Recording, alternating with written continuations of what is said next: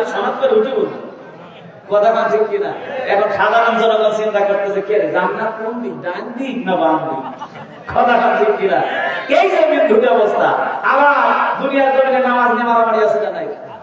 সালাতে দোহার কোথায় রাখবে না ভিড় করে বুকে, আমিন বলবে চুপি সারে নাকি সাজরে আওয়াজ ঢুকে, আছে না নাই? নামাজে দাঁড়াবেন দেখবেন যে একজন হাত বাদ দিয়ে গেলেন, একজন বাদ দিয়ে গেলেন, আরেকজন নাবি বিচারে বাদেই নাই, আছে না ভাই? আবার আমিন জোরে আসলে এক লোক সৌদি থেকে এসে গেছে, সৌদিতে জোরে আমিন কয়েক করে পাস, ইশারের নামাজ মাগরিবের নামাজে চলে গেছে। যেমন ইমাম সাহেব বলেছে ওয়ালা দল, ও পিছন থেকে জোরে বলছে আমিন, ইমাম শুনতে 3 হাত লাফাও কয়েক মাগরিবের নামাজে আমিন জোরে কিনা বলছিস রে করে রাখবে, বা ইশারের নামাজে যদি বলিস কিলে কিন্তু 3 হাত মাটির তলে দাও। এখন এই লোকের নামাজে আসবে, কতক্ষণ আসবে? আরে ভাই ও আমিন জোরে বলছে না, বলুক নামাজে জোরে আসতেছে, কতক্ষণ ঠিক না বেশি। এই যে বাধা বিঘ্ন, এইটা যতদিন আমাদের মোল্লাদের ঠিক না হবে ততদিন পর্যন্ত ইসলাম কায়েম হওয়া কষ্টকর আছে, কথা বলেন ঠিক না বেশি। সকলেই ফরজিয়াত বিষয়গুলোকে দুনিয়ার জমিনে একত্রিত করে সুন্নাত মুস্তাহাবের ইখতিলাফ ছেড়ে দিয়ে এক কাতারে যেদিন দাঁড়াবে ওই দিন বাংলাদেশে ইসলাম কায়েম হতে 72 ঘন্টা লাগবে না, কথা বলেন ঠিক না বেশি। জোরে বলেন ঠিক না বেশি। ভালো করে লক্ষ্য করুন, এই আমির হামজা ডাকতে বলছে ভাতিজা বুঝতে পেরেছি, কারণ তোমার লক্ষ্যবল তোমার বংশের মানুষগুলি যদি তোমার পক্ষে দাঁড়ায় যায় তাহলে তোমার দিন প্রচারের বাধা আর কেউ দিতে পারবে না, তোমার শক্তি অর্জন হবে, কথা বলেন ঠিক কিনা। ভোটে যদি কেউ দাঁড়ায় তার বংশের মানুষই যদি তার পেছনে না থাকে, অন্যান্য দেশের লোক গ্রামের লোক বলবে ওর পিছনে ওর বংশের মানুষই নাই, কথা বলেন দুর্বলতা আছে না নাই? এই জন্য বললেন চাচা আমার রক্ত খরণ হয় কপালে নয়, রক্ত খরণ হয় বুকে। এই রক্ত খরণ যদি বন্ধ করতে চান তাহলে একটা কাজ করা লাগবে। আমির হামজা ডাকতে বলে কি ভাতিজা? বলে চাচা কোনো বাধা বিঘ্ন নাই, একবার করে নেন লা ইলাহা ইল্লাল্লাহ মুহাম্মাদুর রাসূলুল্লাহ। আমির হামজাকে কলিজা দিয়ে ভালোবাসতেন, আল্লাহ নবী আমির হামজা আল্লাহ নবীকে কলিজা দিয়ে ভালোবাসতেন, কিন্তু ভালোবাসার বহিঃ প্রকাশ আরো গাঢ় হয়েছে তখন কালেমা পড়েছে যখন, কথা বলেন ঠিক কিনা। এবার আমির হামজা যখন কালেমা পড়লো, কালেমা পড়ার সাথে সাথে ডাকতে বললেন চাচা আজকে থেকে কিন্তু বিপদ আপনার বাইরে গেল, কথা বলেন ঠিক কিনা। বিপদ বাইরে গেল, ভয় পান না, ঈমান আনার সাথে সাথেই কিন্তু আপনার পরীক্ষা শুরু হয়ে যাবে, কথা বলেন ঠিক না ঠিক। এইবার আল্লাহ তাবারাক ওয়া তাআলা বলছেন ঈমান যারা আনবে তাদের জন্য পরীক্ষা আছে না নাই?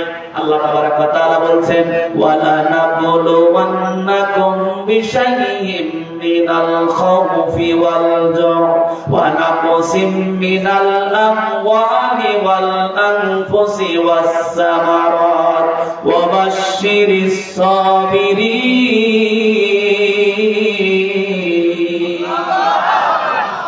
আল্লাহ বলছেন ঈমান আনার পরে প্রথম পরীক্ষায় হবে ভয়। কি ভয়? ঈমান আনার পরে দুনিয়ার জমিন ইসলামী দলে যখন আপনি অন্তর্ভুক্ত হবেন, নবীর সামনে কালেমা পড়ে, এইবার আপনার বিপদ আসবে, বিরোধী দল কি বসে থাকবে? সবার আগে একটা কথা বলবে দল থাক। কি কয়?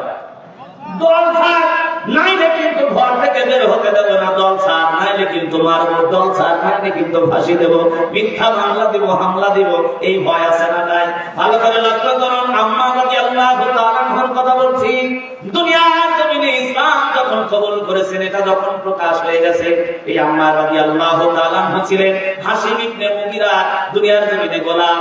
যখন এই কথাটা প্রকাশ হয়ে গেছে, হাশিম ইবনে মুগীরা আবু জেহেল বা সাইবাকে নিয়ে এসে সর্বপ্রথম আম্মার ইবনে ইয়াসিরকে ডাকতে বলছে কালেমা ছাড়, কালেমা ছাড়। দেখেন ঈমান আনার সাথে সাথে প্রথম পরীক্ষায় হলো ভয় দেখানো। কি দেখানো? ভয় দেখানো। আপনি যখন ইসলামের পথে চলবেন তখন নাস্তিক মোরতাদ গুলো আপনাকে ভয় দেখাবে, এ দল ছাড়। ভালো করে লক্ষ্য করুন, এইবার আম্মার ইবনে ইয়াসিরকে বলছে দল ছাড়। আম্মার ইবনে ইয়াসির বলছেন পাগলে কামড়াইছে আমারে, কেউ যদি বুঝে কালেমাটা পড়ে দুনিয়ার জমিনে, আল্লাহর কসম দুনিয়ার জমিনের সব সম্পদ যদি তার পদতলে তুমি দিয়ে দাও, ওই ব্যক্তি কোনোদিনও কালেমা ছাড়বে না, কথা বলেন ঠিক কিনা। কালেমা যদি আপনি বুঝে পড়েন, অন্তরের সাথে লাগান, বিশ্বাস করেন, ওই ব্যক্তি কোনোদিনও বিক্রি হবে না, কথা ঠিক না। আর আমাদের কালেমার দাম, ইমানের দাম বাহু 2000 টাকা, কয় হাজার? ভাই হুজুর ইমান আবার বেচারা, মানে আপনি ভালো করে দেখেন ফেব্রুয়ারি মাসে কি হয়। এই নামে যদি কেউ থাকে মনে কিছু করে না, অনেক উদাহরণ দিচ্ছি শোনেন। সলিমুদ্দিন কাকা ঈদের আগের রাত, চাঁদ রাত বলে না, কত রাত? ঈদের আগের রাতে কি বলে? চাঁদ রাত। ভোটের আগের রাতে একটা চাঁদ রাত আছে। এখন এই চাচা ইশারের নামাজে পরে চিন্তা করতেছে যে আজকে রাতে তো মাল সাপ্লাই হবে, কথা ঠিক কিনা? আজকে রাতে মাল সাপ্লাই হবে। এবং চাচা চিন্তা করতেছে যে কোনো মুহূর্তে আজকে সারা রাত জাগাই লাগবে, ঘুম আসার কোনো কায়দা, মাল আজকে ধরাই লাগবে। এইরকম ইমানদার আছে না নাই? এখনো গেট বাইরে দিয়ে রাস্তার কিনারে যে জানালা, এই জানালা উপরতলা বন্ধ করে নিচতলা সিটিং ভাগ করে বসে আছে, সে যাবে তাড়ি ধরে, কথা বলে না। এখন রাত যখন 12টা বাজে, হাত কাটা শান্ত এসে বলতেছে, ও সলিমুদ্দিন চাচা বাড়ি আছেন নাকি? কয় হ্যাঁ। দুনিয়ার জমিনে গেট কোন দিকে? কয় গেটে যাওয়া লাগবে না, রাস্তার কাছে জানালা খোলা, সিসিং ভাগের দিকে আয়। বলতেছে চাচা আমার মার্কা কিন্তু তাল গাছ। বলে কোনো টেনশন করিস না, তোর চাচি গাড়ি সারাদিন কয় তাল গাছ, তাল গাছ, তাল গাছ, তাল গাছ, তাল গাছ। হাত কাটা শান্ত কি মনে করবে? আরে সর্বনাশ, এ তো আমার দলের লোক, কথা কয় না। এখানে ভোট চাওয়া লাগে, ভোট চাওয়া লাগবে না। তাহলে চাচা আপনি দেখেন, ভাই আসল কথা কথা বলতে নাই, মানে পকেটে হাত দিয়ে থাকুন তো কি বলবি রে, আসল কথা কাবো। চাচা ভুলে গেছি 2 প্যাকেট চানা ছিল, 500 টাকার একটা লোড দিয়ে চলে গেছে। চাচা চিন্তা করতেছে শুরুতে যদি এই মাল পাওয়া যায় না জানি কি আছে, ঘুম আসা যাবে না, ঘুম চাপে পানি চোখে মারে। এবার চাচা কিছুক্ষণ পরে তাকায় দেখে আরেকজন আসতেছে, আব্দুর রহমান ডাকে বলতেছে, চাচা সলিমুদ্দিন বাড়ি আছেন নাকি? ভাই আসি, ঘুম ধরতেছে কিন্তু ঘুমায় না, কাছে আয়। বলতেছে চাচা আমার মাথা কিন্তু খাজুর গাছ। কয় কোনো টেনশন করিস না, তোর বাবা যে 3বার চেয়ারম্যান হয়েছে, কেডা বানাইছে? এই সলিমুদ্দিন। এখন এই ক্যান্ডিডেট মনে করতেছে এই তোমার বাপের লোক, পুরাতন মাল, কথা কয় না। এই লোকের ভোটটা আমি কি করবো? এখন বলতেছে আসল কথা কয়, ও চাচা ভুলে গেছি, 1000 টাকার লোক দিয়ে চলে গেছে। রাত শেষ হবে হবে ভাত, এমন সময় সাগর আহমেদ আসে বলে, চাচা আছেন? কয় আপনি কি থাকতে পারতেছি না বাপ, তাড়াতাড়ি আয়। বলতেছে চাচা আমার মার্কা কিন্তু ফুটবল। কয় টেনশন করিস নে, আগামীকাল সকালবেলা কিরি খাইতে বলতেছে, আল্লাহ কিরি যদি তোর ফুটবলে কেউ আগে সিল মারে, কে চলে কথা কয় না। কয়টা হইল কথা কয় না, কয়টা? এবার লক্ষ্য করে দেখেন, ভোটের দিন দেখবেন কেন্দ্রের সোজা সুতা টানানো থাকে, কথা কন ঠিক কিনা? এই সুতা সুন্দর করে পার হয়ে ভিতরে ঢোকা লাগে। চাচা সলিমুদ্দিন যখন ঢুকতেছে, হাত চাপে ধরছে, আর একজন এসে সনেট নিয়া, চাচা কই না, ভাই ছাড়িয়ে আসি, ভাই একটু দাঁড়া।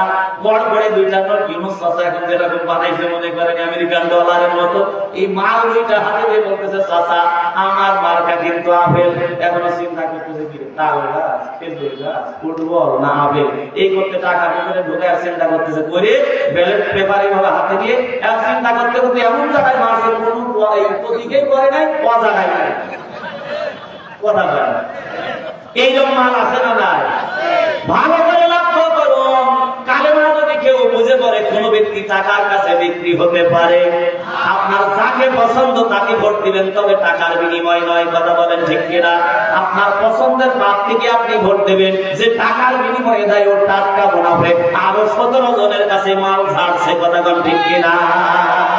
আবার লক্ষ্য করেন, এই জন্য কবি নজরুল সুন্দর করে লিখতেছেন তার কলম দিয়ে, কালেমা শাহাদাতে আছে খোদার জ্যোতি, কালেমা শাহাদাতে ঝিনুকের মাঝে লুকিয়ে থাকে যেমন মতি, কালেমা শাহাদাতে আছে খোদার জ্যোতি, কালেমা শাহাদাতে। জোরে বলেন আল্লাহু আকবার। কবি নজরুল বলছেন, ও বাংলার ঘুমান্ত মানুষেরা শোনো, আমি নজরুল ক্লাস 8 পাস করার পরে কালেমা বুঝলাম, আর তোমরা মুফতি মুহাদ্দিস হাফেজ এমএসসি বিএসসি পাস করার পরে কেন কালেমা বুঝো না? আমি নজরুল বুঝলাম, কেউ যদি কালেমাটা বুঝে তার অন্তরের সঙ্গে লাগাতে পারে, ঝিনুক যেমন মুক্তার দাম বুঝে, এই মুক্তাটাকে ঝিনুক কলিজার সঙ্গে লাগায় রাখে, উত্তাল তরঙ্গ বালায় বড় বড় ঢেউ এসে যখন ঝিনুককে আঘাত করতে থাকে, ঝিনুক কিন্তু তার মুক্তা ছাড়ে দেয় না। এই ঢেউয়ের আঘাত সহ্য করে ঝিনুক তার মুক্তাটাকে আরো জীবন দিয়ে আগলায় রাখে। এই জন্য মুক্তার দাম বেশি না কম। ও বাংলার ঘুমন্ত মানুষেরা, তোমরা যদি তোমাদের ঈমান, তোমাদের কালিমাটাকে এইভাবে বুঝে মুক্তার মতো তোমাদের কলিজা দিয়ে আগলায় রাখতে পারো, আমি নজরুল বললাম, বাংলার কোন রাম, বাংলার কোন বাম, বাংলার কোন নাস্তিক ধমক দিয়ে তোমার ঈমান হরণ করতে পারবে না। 2 পয়সায় তোমার ঈমান কিনতে পারবে না। চিল্লায় বলেন ঠিক কিনা? এই জন্য আল্লাহ রাসূল বলছেন, চাচা এখন আপনি কালেমা পড়লেন, এই কালেমা পড়ার সাথে সাথে কিন্তু আপনার বিপদ বেড়ে গেল। এখন হুমকি আসবে, ধামকি আসবে, দিনের পথে টিকে থাকা লাগবে। এই আমির হামজার জীবনের লক্ষ্য ভালো করে লক্ষ্য করুন। আমির হামজা যেদিন ঈমান এনেছেন ওই দিন থেকে ডাকতে বলে, মুহাম্মদ আমার কলিজা, এখন থেকে তুমি যা বলবে আমি তাই করব। আল্লাহ রাসূল বললেন, আজকে থেকে আল্লাহ মানত মানা যাবে না, এক আল্লাহর ইবাদত করা লাগবে। বলে তাই করব। বলে আজকে থেকে সঠিক পথে চলা লাগবে, খারাপ পথে চলা লাগবে যাবে না। বলে তাই করব। আজকে থেকে সত্য বলা লাগবে, মিথ্যা বলা যাবে না। বলে তাই করব। আজকে থেকে আমাদের খিয়ানত করা যাবে না। বলে তাই করব। বলে আজকে থেকে হারাম খাওয়া যাবে না, হালাল পথে চলা লাগবে। বলে তাই করব। বলে চাচা গো, এই আদর্শিক চরিত্রগুলি মানতে গেলে কিন্তু আপনার বড় কষ্ট হবে চাচা, কারণ হকের পথে চলতে গেলে অনেক বাধা এবং বিপত্তি আসে। কথা বলেন ঠিক কিনা? কষ্ট পাচ্ছেন আপনারা? আম্মার ইবনে ইয়াসিরের কথা বলছিলাম। আম্মার ইবনে ইয়াসিরকে প্রথম দিন হুমকি ধামকি দেওয়া হলো ঈমান আনার কারণে। এবার আম্মার ইবনে ইয়াসির পরের দিন ঈমান ছাড়লেন না, কালেমা ছাড়লেন না। এবার আম্মার ইবনে ইয়াসিরকে মক্কার সব সাইডে হিংস্র ছেলে নিয়ে যারা আছে তাদেরকে লেলিয়ে দিলেন, পাথর মেরে তার জামা কাপড়গুলো ক্ষত বিক্ষত করে দিলেন। পরের দিন আম্মারকে হাতে পায়ে রশি লাগায় উত্তপ্ত বালির উপরে টানতে থাকলেন। তথাপি আম্মার একটা কথাই বলেন, লা ইলাহা ইল্লাল্লাহ মুহাম্মাদুর রাসূলুল্লাহ। তারপরেও ক্ষান্ত হলেন না। আম্মাকে টান টান করে একেবারে এই উত্তপ্ত বালির উপরে দিয়ে উলঙ্গ করে তার ডান হাতে একটা পেরেক, বাম হাতে আরেকটা পেরেক, পায়ে একটা পেরেক, বাম পায়ে ডান পায়ে আরেকটা পেরেক, এমনি করে সারাদিন যখন উলঙ্গ করে রেখেছে, তথাপি আম্মা বলে, দুনিয়ার জমিনে বসে আমার জীবন বায়ু যতক্ষণ পর্যন্ত থাকবে, হৃদপিণ্ড যতক্ষণ পর্যন্ত চলবে, আমার এই হৃদপিণ্ড একটা কথাই বলবে, আল্লাহ লিল্লাহি তাকবীর। বলে তোর ঈমানের এত পাওয়ার? বলে হ্যাঁ। বলে দুনিয়ার জমিনে আরো ভয় দেখা, ঈমান ছাড়তে বাধ্য। আবু জেহেল রাখতে বলছে, গর্ত কর। কি কর? গর্ত কর। বিশাল গর্ত করা হলো, 30 থেকে 40 ফিট গর্ত যখন হয়ে গেছে, এই গর্তের মধ্যে আম্মা রাদিয়াল্লাহু তাআলা ঢোকে রাখা হয়ে গেছে। এবার খড়কুটা দিয়ে আগুন প্রজ্বলিত করবে। আবু জেহেল ডাকতে বললেন, আগুন জ্বালায় দেব, চিৎকার করবে, মানুষগুলি আমাদের অপরাধী মনে করবে, আগুন জ্বালায় দিয়ে জায়গা থেকে চলে যাব। আম্মা রাদিয়াল্লাহু তাআলা ঢোকে যখন গর্তের মধ্যে রাখা হয়, হযরত আবু বকর সিদ্দিক রাদিয়াল্লাহু তাআলা দেখেন, আবু বকর সিদ্দিক রাদিয়াল্লাহু তাআলা একটা দৌড় দিয়ে আল্লাহ রাসূলের কাছে গিয়ে বলে, নবী গো, আপনার আম্মার বড় বিপদে, আম্মাকে জীবন্ত জ্বালানোর জন্য আবু জেহেল হাসেম ইবনে মুগীরা গর্ত করে আম্মাকে আগুনের মধ্যে ফেলে দেবে। নবী আমার দুনিয়ার জমিনে 2টা জায়গায় জোরে জোরে দৌড়ান, একটা হলো সাফা এবং মারওয়া, আর একটা জায়গায় আম্মাকে বাঁচানোর জন্য নবী আমার দৌড় দিয়েছিলেন। সিলে বাচ্চা নিলে মা মুরগিটা যেমন সিলের পিছনে দৌড় দেয়, দেখছেন আপনারা? এই বাচ্চাকে হয়তো বা বাঁচাতে পারবে না, কিন্তু মায়ের চেষ্টার কোনো কমতি ছিল না। মা উড়াল দেয় ছেলের পিছনে। আল্লাহ রাসূল ঠিক একটা উড়াল দিলেন আমাদের কাছে যাওয়ার জন্য পাহাড়ের পাদদেশে। আবু জেহেল অত্যাচারীরা আগুন জ্বালায় দিয়ে চলে গেছে। আল্লাহ রাসূল গর্তের কাছে এসে দেখলেন আম্মার আগুনের মধ্যে পড়ে গেছে। আম্মা রাদিয়াল্লাহু তাআলা এর জন্য নবী 2খানা হাত আসমানের দিকে তুললেন, ডাকতে বলেন, আল্লাহুম্মা। কি বলতেছেন? আল্লাহুম্মা ইয়া নারু কুনি বারদা ওয়া সালামান আলা আম্মারা কামা কুনতা সালামান আলা ইব্রাহিম। আল্লাহ আল্লাহর কাছে দোয়া করতেছেন, আল্লাহ ও আমার মালিক, আমি তোমার পয়গম্বর হয়ে তোমার কাছে দোয়া করতেছি, আল্লাহ আমার আম্মার জন্য এই আগুনটা শান্তিদায়ক ঠান্ডা বানায় দাও, যেমন ঠান্ডা করেছিলে জাতির পিতা ইব্রাহিমের জন্য। সুবহানাল্লাহ। আমি নবী দোয়া করতেছি ওই জাতির পিতা ইব্রাহিমের জন্য আমার আম্মার আগুনটাও ঠান্ডা করে দাও। এখন যিনি দোয়া করেন তিনি হলেন শ্রেষ্ঠ পয়গম্বর। ওই নবীর দোয়া আল্লাহ ফেলবে না, কবুল করবে। আল্লাহ রাব্বুল আলামিন আগুন নিভায় দিলেন। নবী আমার তাকায় দেখে আম্মার গর্তের মধ্যে ডাকতে বলে, নবী গো, তাকায় দেখে বানানার কারণে মায়ের কি কি করছে গো নবী? জিহ্বাটা শেষ করে দিয়েছে, হাত ক্লিক করার রাখতে করেছে, তামাম শরীরটা ক্ষত বিক্ষত হয়ে গিয়েছে। আল্লাহ রাসূল ডাকতে বললেন, ও আমার সাহাবীরা, দুনিয়ার জমিনে টেনশন করো না, এটা হলো ঈমানের পরীক্ষা। কারণ পূর্ব জামানায় যারা ঈমান এনেছে তাদেরকেও ওই সময় জালিম যারা ছিল গলা পর্যন্ত গেড়ে ওই নবীর উম্মতদেরকে একেবারে করার দিয়ে মাথা থেকে এই কল্লাটা আলাদা করে দিয়েছে। ও সাহাবী আমার, টেনশন করো না, এটার প্রতিফল আল্লাহ রাব্বুল আলামিন উত্তম যাজা দান করবে। কারণ পরীক্ষা ছাড়া আমার আল্লাহ কাউরে জান্নাত দেবে না। কথা বলেন ঠিক কিনা? আম্মা রাদিয়াল্লাহু তাআলা দুনিয়ার জমিনে বললেন, নবী গো বড় কষ্ট হয়, গর্ত থেকে আমারে তোলেন। নবী বলে, আম্মা আমার হাতটা ধর। আম্মা ডাকতে বলে, নবী এই গর্ত তো অনেক বড়। এখন নবী বলছেন, আম্মার টেনশন করিস না, কারণ দুনিয়াতে নবী যারা হয় ওই নবুয়তের বহিঃপ্রকাশের জন্য নবীদেরকে আল্লাহ স্পেশাল একটা পাওয়ার দেয়, তার নাম হলো মুআজিজা। কথা বলেন ঠিক কিনা? দুনিয়াতে যত নবী এসেছে প্রত্যেকটা নবীকে যত মুআজিজা দিয়েছে, আমার নবীকে আমার আল্লাহ একাই সব মুআজিজা দিয়েছে। ধরে বলেন মারহাবা। হযরত মূসা আলাইহিস সালামকে দিয়েছিলেন। মূসা আলাইহিস সালাম যখন বগলের নিচে হাত দিয়ে টান মারতেন, সূর্যের আলোর মতো কিরণ ছড়াতো। আবার মূসা আলাইহিস সালামের লাঠিটা ফেলে দিলে সাপ হয়ে যেত।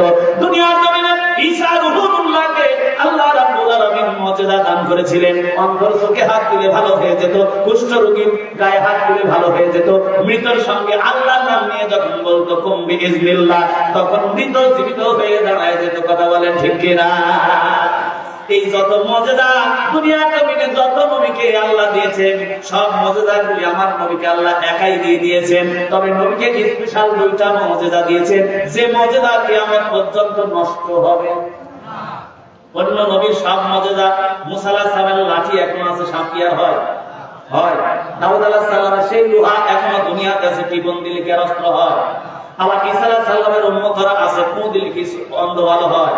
কিন্তু আল্লাহ রাসূলের দুইটা মুআজিজার মধ্যে অন্যতম একটা মুআজিজার নাম হলো কোরআনুল কারীম।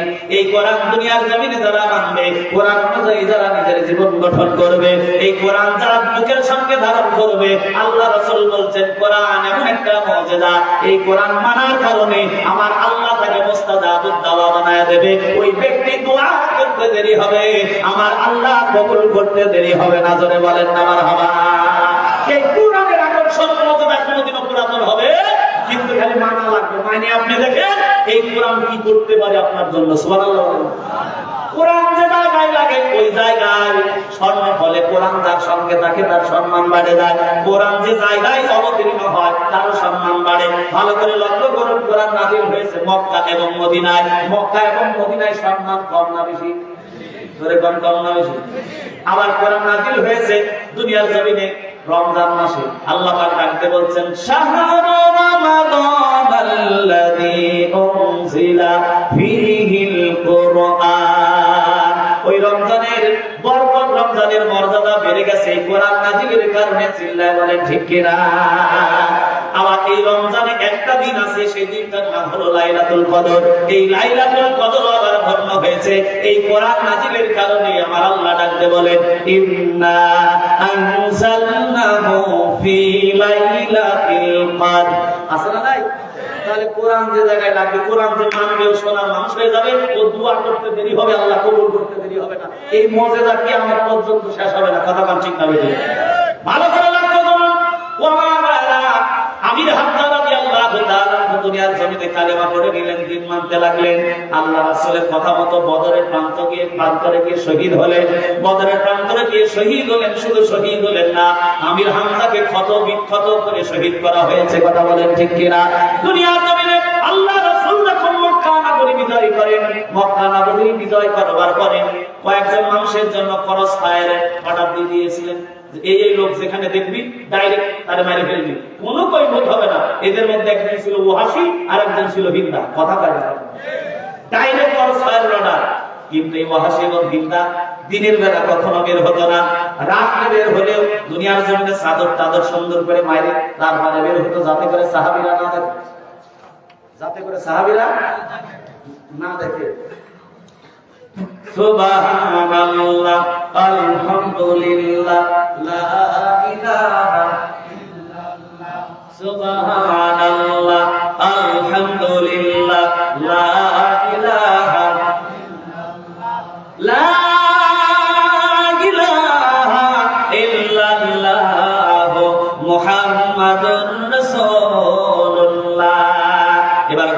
রজনী যখন, ভালো করে লক্ষ্য করুন, গভীর রজনী যখন আল্লাহ রাসূল তার হুজরা মুবারকের মধ্যে এবার দরজায় কড়া মারলেন। আল্লাহ রাসূল বললেন, কে? পিছন থেকে আওয়াজ আসতেছে, আমি ওয়াহাশী। কে? আমি ওয়াহাশী। আল্লাহ রাসূল বললেন, তোমার জন্য না মৃত্যুদণ্ড দায়ের করা হয়েছে, কেন এসেছো? ওয়াহাশী ডাকতে বলে, নবী গো, আপনি আপনার সঙ্গে একটু আমি কথা বলতে চাই, দেখা করতে চাই। আল্লাহ রাসূল বললেন, তুমি আমার কলিজার টুকরা চাচা আমির হামজারে হত্যা করেছো। না ওয়াহাশী, তোমার সঙ্গে কোনো দেখা হবে না, তুমি চলে যাও। ওয়াহাশী রে, আমার সঙ্গে কথা বলে কোনো লাভ হবে না। ওয়াহাশী ডাকতে বলে, নবী গো, আমি জাহেলিয়াতের কারণে যে কাজগুলো করে ফেলেছি গো নবী, এই জীবন নিয়ে আমি কবরে যেতে চাই না গো নবী। ও নবী, আমি দুনিয়ার জমিনে বেঈমান হয়ে কবরে যেতে চাই না, আমি ঈমান নিয়ে কবরে যেতে চাই। জোরে বলেন মারহাবা। আবু জাহেল দুনিয়ার জমিনে যে কাজটা করেছে, আমিও মূর্খতার বশবর্তী হয়ে সে কাজটা করে ফেলেছি নবী। তবে একটা কথা আপনি মনে করতে পারেন, এখন মৃত্যুর ভয় আমি ঈমান আনতেছি না গো নবী। আমার মনের মধ্যে অনুশোচনা হয়েছে, এই জীবনকে কবরে গেলে জাহান্নামের আগুন ছাড়া দুনিয়ার জমিন আমার জন্য কিছুই জুটবে না। ও নবী, ঈমান আনা করে কালেমা পড়ার পরে আপনার যদি মনে হয় আপনি সাহাবীদের কাছে তুলে দেবেন গো নবী, তাহলে আমি নির্দ্বিধায় আমার জীবনটা সাহাবীদের হাতে আপনি তুলে দেবেন। তবে একটা শর্ত, আমাকে কালেমা পড়ায় দেন গো নবী। এই জীবন নিয়ে আমি মৃত্যুবরণ করতে চাই না ও নবী, ঈমান নিয়ে কবরে যেতে চাই। জোরে বলেন মারহাবা। আল্লাহ রাসূল দরজাটা খুলে দিলেন। সঙ্গে আরেকজন দেখা যায়, বলে ওয়াহাশী রেখে বলে, হিন্দা। এই হিন্দাও একই রকম অনুশোচনা করেছে গো নবী। দুনিয়ার জমিনে ক্ষমার যদি উজ্জ্বল দৃষ্টান্ত কারো কাছ থেকে দেখতে চান, তাহলে আল্লাহ নবীর কাছ থেকে ক্ষমা করা শেখা লাগবে। যে দুনিয়ার জমিনে নিজের চাচাকে হত্যা করেছে, ওই আসামিকেও মাফ করে দিয়েছে। আর আজকে আমাদের দেশে দেখা যায়, গুনাহ করেছে কি করে নাই, অপরাধ করেছে কি করে নাই, মিথ্যা মামলা হামলা দিয়ে আমরা তাকে দুনিয়ার জমিনে হত্যা করার চেষ্টা করি। কথা বলেন ঠিক কিনা? কিন্তু দুনিয়ার জমিনে একদিকে যদি আপনি চিন্তা করেন যে মানুষটা 50 বছর কোরআনের তাফসীর করেছে, এই দিক দিয়ে বিবেচনা করে তো তার ক্ষমা করার দরকার ছিল। কিন্তু তাও বললাম না, আপনি দুনিয়ার জমিনে ক্ষমার উজ্জ্বল দৃষ্টান্ত যদি আপনার শিখতে হয়, পাওয়ার পরে, ক্ষমতা পাওয়ার পরে, আল্লাহ রাসূল মক্কা নগরীতে চাইলে সবাইকে হত্যা করতে পারতেন। কিন্তু আল্লাহ রাসূল তা না করে করসফারের আসামি ওয়াহাশী এবং হিন্দা যখন ঘরের মধ্যে ঢুকে পড়েছে, এবার আল্লাহ রাসূল বললেন, কালেমা পড়বেন তো ঠিক আছে, কিন্তু একটা কথা, ওয়াহাশী রে, আমার চাচা আমির হামজারে তুমি নাকি হত্যা করেছো? বলে, হ্যাঁ। কেমন করে হত্যা করেছো? এই দৃশ্যগুলি যদি আমার কাছে একটু বর্ণনা করো রে ওয়াহাশী, তাহলে আমি নবী একটু খুশি হইতাম। ওয়াহাশী বলে, নবী গো, দুনিয়ার জমিনে যে কষ্ট দিয়ে আপনার চাচাকে হত্যা করেছি, এর বর্ণনা শুনলে আপনি ঠিক থাকতে পারবেন না। চিল্লায় বলেন না আল্লাহু আকবার। এর বর্ণনা এতই হৃদয় বিদারক, নবী আপনি সহ্য করতে পারবেন না, ঠিক থাকতে পারবেন না। নবী আমার ডাকতে বলে, ওয়াহাশী রে, জন্মের আগেই বাবাকে হারালাম, জন্মের পরে মাকে হারালাম, ধাপে ধাপে আমার ডাল, আমার আত্মীয় স্বজন যারা ছিল, অভিভাবক যারা ছিল, সব চলে গেল। ধুকে ধুকে দুনিয়ার জমিনে পরীক্ষা দিয়ে আমি জীবনটা গঠন করেছি। ও ওয়াহাশী, টেনশন করো না, আমি নবী তোমার কথাগুলো সবুর ইখতিয়ার করে ধৈর্য ধারণ করে শুনতে পারবো। ওয়াহাশী ডাকতে বললেন, নবী গো, এই হিন্দা পুরস্কার ঘোষণা করেছে, এই পুরস্কারের লোভে বদরের প্রান্তরে আমির হামজাকে যে হত্যা করতে পারবে, তার জন্য মহামূল্যবান পুরস্কার রয়েছে। এই ঘটনা শুনে আমি বদরের প্রান্তরে কাউকে টার্গেট করি নাই, একমাত্র টার্গেট করেছে আমির হামজারে। তবে আমির হামজার সাথে গিয়ে, সামনে গিয়ে তরবারি ধরা আমার কলিজায় জোটে নাই। আমি চিন্তা করেছি আমির হামজা যে জায়গায় থাকবে, তাকে পিছন থেকে আঘাত করবো। জোরে বলেন নাউজুবিল্লাহ। যে দুর্বল হয় সে কখনো সামনে থেকে আঘাত করে না। কথা বলেন ঠিক কিনা? সে সবসময় আপনাকে পিছন থেকে ঘায়েল করার চেষ্টা করবে। ঠিক না? ঠিক। ওয়াহাশী ডাকতে বলছেন, আমি পিছন থেকে টার্গেট করলাম আমির হামজাকে, একটা বল্লম দিয়ে পিঠের উপরে আঘাত করলাম। আমির হামজা যখন ঘোড়া থেকে পড়ে গেল গো নবী, সঙ্গে সঙ্গে সুযোগটা হাতছাড়া করলাম না। আমি দৌড়ায় গিয়ে আমার ডান পায়ের হাঁটু দিয়ে আমির হামজা উপর হয়ে পড়ে আছে, আমি তার দুইটা হাতের মাঝখানে এই বাহুর উপরে এই পা দিয়ে যখন ঠেসে ধরলাম, আমির হামজা আর উঠতে পারে না। আপনারা যারা কোরবানি ঈদের দিন গরু পাড়েন, দেখবেন গরুকে পায়ে বেঁধে যখন টান দেবেন, গরু পড়ে যাওয়ার পরে এক চাচা ডাক দিয়ে বলবে, সুটের কাছে হাঁটু মার। কথা বলা, সুটের কাছে হাঁটু মারার সিংহটা গরু আর উঠতে পারবে না। কথা বল ঠিক কিনা? এই জায়গায় পা দিলে তার শক্তি কম হয়ে যাবে। ঠিক ওয়াহাশী, তার ডান পায়ের হাঁটুটা আমির হামজা এই দুই ধরেছেন আর সঙ্গে সঙ্গে মাথা থেকে তরবারিটা বের করে 1 মিনিটও দেরি করলেন না, কারণ জানেন আমির হামজা যদি কোনো মতে একবার উঠে যায় আমি ওয়াহশী দুনিয়ার জমিনে বডি থাকবে কল্লা থাকবে না। কথা বলেন ঠিক কিনা? আমির হামজা এমন একজন বীর ছিলেন যার সামনে কাফেররা থরথর করে কাঁপতো, কিন্তু আমির হামজাকে পিছন থেকে ঘায়েল করা হয়েছে। কথা বলেন ঠিক কিনা? এবার আমির হামজা এই তরবারি বের করে আমির হামজার বডি থেকে মাথাটা আলাদা করে দিলাম। নবী নবী শুনতেছেন আর তার চোখে পানির ফোঁটাগুলো পড়ছে। নবী আমার কেঁদে যাচ্ছার হয়ে যায়, ডাকতে বলে ওয়াহশী, তার বলে তুমি কি করলা? এবার ওয়াহশী বলে তার মাথাটা নিয়ে আমি হিন্দার কাছে গেলাম। হিন্দা ডাকতে বলে আমির হামজা এত মানুষ আমার দলের মেরেছে, এই আমির হামজার এত সহজ মৃত্যু হবে আমি হিন্দাটা চাই না। এবার যাও কি করো, আমির হামজার ডান হাতটা কেটে ফেলো। আমি তার ডান হাতটা কেটে ফেললাম, তখনও লক্ষ্য করে দেখি আমির হামজার শরীরটা নাড়াচাড়া করছে। ও বাবা, দুনিয়ার জমিনে মুরগি জবাই করলে কিন্তু সাথে সাথে জানলার হয় না, কথা হয় না। আমির হামজার শরীরটা বডিটা তখনও নাড়াচাড়া করতেছিল। আমি তার ডান হাতখানা কাটলাম, বাম হাতখানা কাটলাম, পা কাটলাম, আরেকটা পা কাটলাম। আমির হামজার দেহটা তখনও নড়াচড়া করতেছে।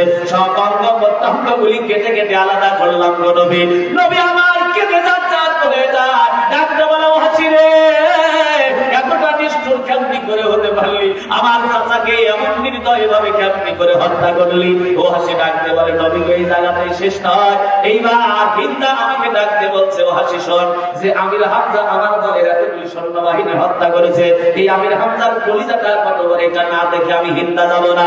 তুই তোর খঞ্জর দিয়ে আমির হামজার বুকটা ফেরে ফেল। ও নবী, তখনও দেখতে বেশ পাচ্ছিলাম তার বডিটা নড়াচড়া করেছে, গলা এই দিক দিয়ে তার বুকটা ফেরে কলিজাটাকে এইবার হিন্দার হাতে যখন দিয়েছি, হিন্দা দুনিয়ার জমিনে এই কলিজাটা নিয়ে আমির হামজার এই মৃতদেহের উপরে নৃত্য করেছে আর কলিজাটা চাবায় চাবায় খেয়েছে। আমার দুনিয়ার জমিনে এখনো অনেক মানুষ আছে মৃত লাশের উপরে নৃত্য করে, এরা আর কেউ নয়, এরা হিন্দার বংশধর। কথা বলেন ঠিক কিনা? চিল্লা বলেন ঠিক কিনা? মৃত লাশের সঙ্গে যারা এই আচরণ করে তারা পৈশাচিক জানোয়ারের চাইতেও খারাপ। কথা বলেন ঠিক কিনা? আল্লাহ রাসূল কেঁদে জারজার হয়ে গেলেন, ডাকতে বলেন ওয়াহশী রে, কেমনি করে পারলি এমন করে আমার চাচারে হত্যা করতে? ওয়াহশী ডাকতে বলে নবী গো, তখন তো দিনের আলো আমি চিনি নাই, জানি না, এই দিনের আলো আমার কাছে ছিল না গো নবী, আমি ভুল বুঝেছি। আমি এই জীবন নিয়ে যদি কবরে যাই আল্লাহ তাআলা আমাকে মাফ করবে না।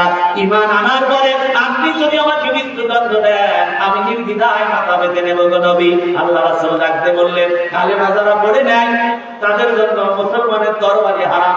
কথা বলেন ও ওয়াহশী, তুমি কালেমা পড়বে ঠিক আছে, মুসলমান হবে ঠিক আছে, তবে ঈমান আনার পরে বেশি বেশি আমার সামনে আসবে না, কেননা তোমাকে দেখলে আমি নবী আমার চাচা দুনিয়ার জমিনে আমির হামজার এই হৃদয় বিদারক ঘটনাটা আমার চোখের সামনে ভেসে উঠবে।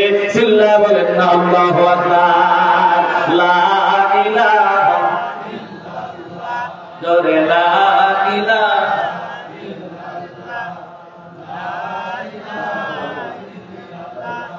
লা ইলাহা লা ইলাহা, জোরে লা ইলাহা লা ইলাহা ইল্লাল্লাহু মুহাম্মাদুর রাসূলুল্লাহ। আমি আলোচনা করতেছিলাম সূরা আলে ইমরানের 31 নম্বর আয়াত। আল্লাহ বললেন কুল ইন কুনতুম তুহিব্বুনাল্লাহ, যারা বলো আমরা আল্লাহকে ভালোবাসি তাদের জন্য নসিহত হলো ফাত্তাবিউনি, তারা যেন আমার রাসূলকে অনুসরণ করে। যদি করে ইহবিবকুমুল্লাহ, আমি আল্লাহ তাদেরকে ভালোবাসবো। আর কি করব? ওয়ায়াগফিরুলাকুম যুনুবাকুম, তাদের পাপ রাশিসমূহ ক্ষমা করে দেব। আর আমি আল্লাহ মহাদয়াশীল মহা ক্ষমাকারী। কথা বলেন ঠিক কিনা? এই আলোচনা বোঝাতে গিয়ে আমাদের বোঝালাম আল্লাহ রাসূলকে শুধু ভালোবাসে জান্নাত যাওয়া যাবে। খালি খিচুড়ি খায় বিলাপ করে বিশ্বাস করেন ইয়া নবী সালাম আলাইকা কয়ে জান্নাতে যাওয়া যাবে না। জান্নাতে যাইতে হলে নবী যা করছে নবীর ওয়ারিস হিসাবে আপনাকে তাই করা লাগবে। যদি না করেন আপনি কবরে গিয়ে 100 মোল্লা নিয়ে যদি বলেন বিসমিল্লাহি ওয়া আলা মিল্লাতি রাসূলিল্লাহ, আল্লাহ বলবে মোল্লা বাড়ি যায় কোন কথা বলা হয়। কারণ সারা জীবন চলছে রাসূলের বিরুদ্ধে, রাসূলের চরিত্রের বাইরে।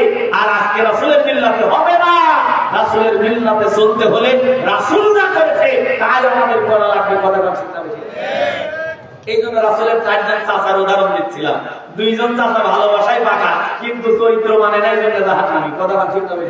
আর 2 জন চাচা যিনারা দুনিয়ার জমিনে আল্লাহ রাসূলকে ভালোবেসেছে আর তার প্রত্যেকটা চরিত্র মেনে নিয়ে জীবন দিয়ে ইসলামের পতাকা উড্ডীন করে গেছেন। কথা বলেন ঠিক না বেঠিক?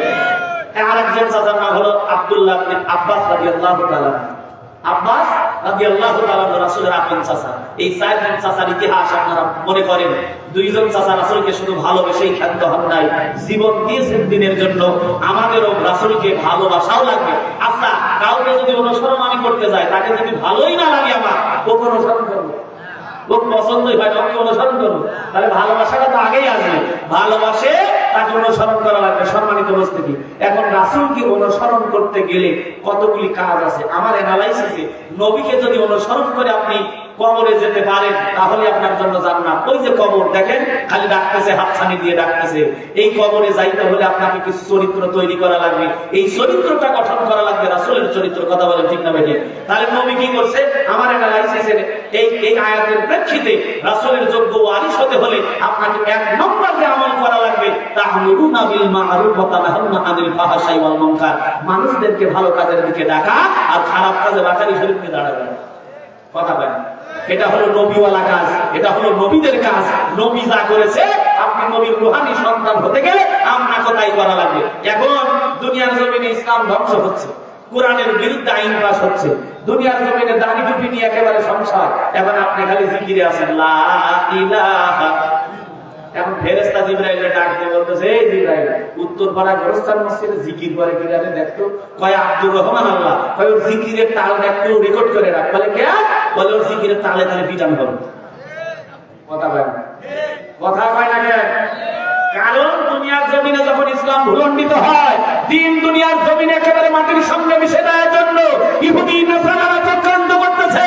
ওই সময় আপনাকে তাকবীরের ধ্বনি দিয়ে মাঠে নেবে, এই বিরোধীদের দাঁত ভাঙা সমাজ দেওয়া লাগবে। এটাই ফরজ। কথা বলে ঠিক না?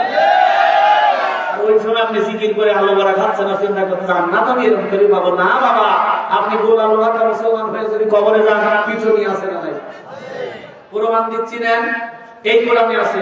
হযরত দাউদ আলাইহিস সালামের জামানায় শনিবারের দিন ইবাদতের দিন ছিল। কথা কয় না? ওই সময় সাগরের মাছগুলি কিনারায় আসতো। ঠিক না ভাই? ঠিক মনে করাই দিচ্ছি খালি। 2 নম্বর, আপনি গোল আলু মার্কা ইমানদার হলে পিটনি হবে। এইবার হযরত দাউদ আলাইহিস সালামকে আল্লাহ পাক জানালেন, কিছু মানুষ সুযোগ বুঝে মাছগুলি কিনারে আসার কারণে তারা মাছ ধরতে লাগলো। ঠিক না? এখন আল্লাহ পাক নিষেধ দিলেন যে ওদেরকে বাধা দেন, ওদেরকে বাধা দেন। আপনার সাহাবীদেরকে নিয়ে যান, যারা কালেমা পড়ছে তাদেরকে নিয়ে ওদের বিরোধিতা করে, ওরা যেন মাছ না ধরে। এখন পয়গম্বর দাউদ আলাইহিস সালাম তাদের কাছে গেলেন, যারা কালেমা পড়েছে, চল ওরা মাছ ধরতেছে, ওদের বিরোধিতা করা লাগবে, বাধা দেওয়া লাগবে। এখন কিছু কিছু ইমানদার যারা কালেমা পড়ছে বলছে, এই এলাকার চেয়ারম্যান হোক, এই এলাকার সমাজপতি হোক, সরকারি দলের লোক, পুলিশ বাহিনীর লোক, ওরা মাছ ধরতেছে, পাগল, আমি বাধা দিয়ে বিরোধী করবো। কথা বলে, দাউদ তুমি চলে যাও, আমি এখানে বসে জিকির করেই জান্নাতে যাবো। দেখেন আল্লাহ কি ফাটানিটা দিল একটু দেখেন। এবার দাউদ আলাইহিস সালাম যে কটা ইমানদার ছিল তাদেরকে নিয়ে গিয়ে বললেন, ভাই মাছ ধরো না, ঘর মজা ফারিস কর। কথা বোঝেন নাই? জায়গাটার নাম হলো আইলা। কি জায়গাটার নাম? তাফসীর ইবনে নুরুল কোরআন এবং তাফসীরে কাসির এই ঘটনাটা আসছে।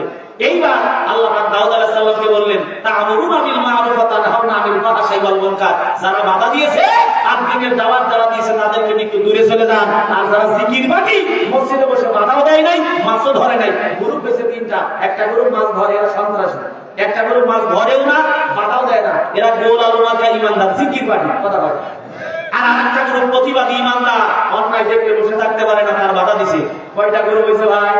আল্লাহ বললেন, ওই যে যারা বাধা দিছে, ইমানের দাওয়াত দিছে, এদেরকে নিয়ে সরে যা। আর যারা চুপ করে জিকির করছে, অন্যায় দেখে মুখ মধ্যে সহ্য করেছে, এই গ্রুপ। আর যারা মাছ ধরেছে, 2টাকে বাতাম ফাটানো করে। ভালো করে লক্ষ্য করুন, আল্লাহ রাব্বুল আলামিন আসমান থেকে গজব নাযিল করলেন। যারা মাছ ধরেছে আর যারা বাধা দেয় নাই, 2টা গ্রুপই বানরে রূপান্তরিত হয়ে গেল। এই কোরআনের ওয়াজ আছে, মিথ্যা কথা না ভাই।